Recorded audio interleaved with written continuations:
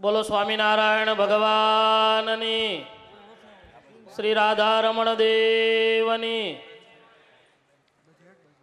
સર્વાવતારી પરાત્પર ઇષ્ટદેવ ભગવાન સ્વામિનારાયણ, શ્રી સ્વામિનારાયણ મંદિર બગસરા મૂર્તિ પ્રાણ પ્રતિષ્ઠા અંતર્ગત ચાલી રહેલ શ્રીમદ સત્સંગી જીવન કથાના વક્તા સદગુરુ પૂજ્ય વિવેક સ્વામી, આ સમગ્ર મહોત્સવના પ્રેરક, મંદિરના પ્રણેતા આદરણીય પૂજ્ય લક્ષ્મી સ્વામીજી, સભાની અંદર વિશાળ સંખ્યામાં સંતોની ઉપસ્થિતિ છે.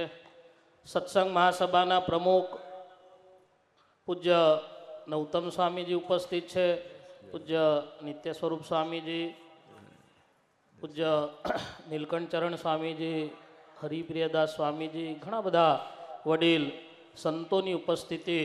સૌના ચરણોમાં વંદન.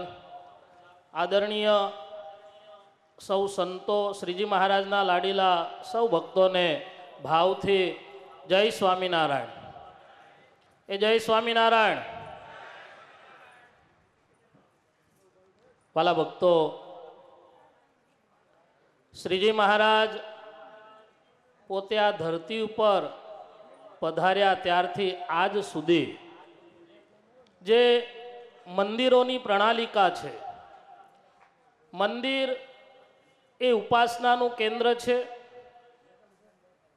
દુનિયાની અંદર ઘણા બધા સંપ્રદાયો છે, ઘણા બધા ધર્મો છે, પણ ટૂંક સમયની અંદર સ્વામિનારાયણ સંપ્રદાયનો આટલો વિકાસ થયો હોય તો એની પાછળ જો કોઈ કારણ હોય તો આ સંતોની ફોજ છે અને મંદિરોની પ્રણાલિકા છે. જ્યાં સુધી આ પૃથ્વી રહે ત્યાં સુધી આપણી ઉપાસના ટકી રહે એટલા માટે ભગવાન સહજાનંદ સ્વામીએ પોતાના હાથે 6 મંદિરો બનાવ્યા. આજે આ બગસરા ગામની અંદર જ્યારે અદ્ભુત સુંદર બંસીપાળપુરનું નૂતન મંદિર તૈયાર થઈ રહ્યું છે, આવતીકાલે જેમાં આપણા અનંત કોટી બ્રહ્માંડના અધિપતિ ભગવાન સહજાનંદ સ્વામીની પ્રાણ પ્રતિષ્ઠા થવાની છે. વિશેષ ઘણા બધા સંતો છે, મારે વિશેષ કેવું નથી, પણ સંપ્રદાયની અંદર એક સાધુનું મંડળ ધારે તો શું ન કરી શકે એનો જીવંત ઇતિહાસ જોવો હોય તો આ બગસરા ગામ છે. અહીંયા ઘણા બધા વડીલ સંતોની ઉપસ્થિતિ છે.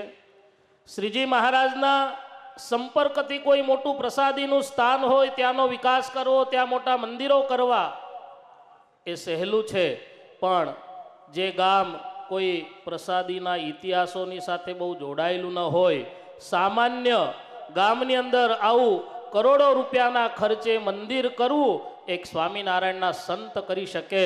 આજે લાખ લાખ ધન્યવાદ છે પૂજ્ય લક્ષ્મી સ્વામી, પૂજ્ય વિવેક સ્વામી, સમગ્ર એમના સંત મંડળને. શ્રીજી મહારાજની પ્રણાલિકા પ્રમાણેનું આ અદ્ભુત સુંદર મંદિર થયું છે. સ્વામિનારાયણ સંપ્રદાય એ ષડંગી સંપ્રદાય છે. આવતીકાલે પૂજ્યપાદ આચાર્ય મહારાજશ્રીના હાથે પ્રાણ પ્રતિષ્ઠા વિધિ થશે, આરતી થશે. એટલે ભગવાન સહજાનંદ સ્વામીએ જે પ્રણાલિકા, જે રીત રિવાજ બતાવ્યો છે એ સંપૂર્ણ રીતે આ મંદિરમાં આપણને જોવા મળશે. ભગવાન સ્વામિનારાયણના ચરણોમાં પ્રાર્થના કરીશ. વડતાલવાસી લક્ષ્મીનારાયણ દેવ હરિકૃષ્ણ મહારાજ અને સુરત નિવાસી નારાયણ મુનિ દેવના ચરણોમાં પ્રાર્થના કરીશ કે આ બગસરા મંદિરની અંદર જે ભક્તોએ 1 રૂપિયાથી માંડી અને લાખો કરોડો રૂપિયા સુધી સેવા કરી હોય એ સર્વને ભગવાન પોતાના ધામના અધિકારી બનાવે અને ફરી પૂજ્ય સ્વામીના મંડળના તમામ સંતોના માધ્યમથી જે આ ભગીરથ કાર્ય થયું છે એ બધા જ સંતોના ચરણોમાં લાખ લાખ વંદન કરી મારી વાણીની વિરામ આપું છું. બોલો સ્વામિનારાયણ ભગવાનની.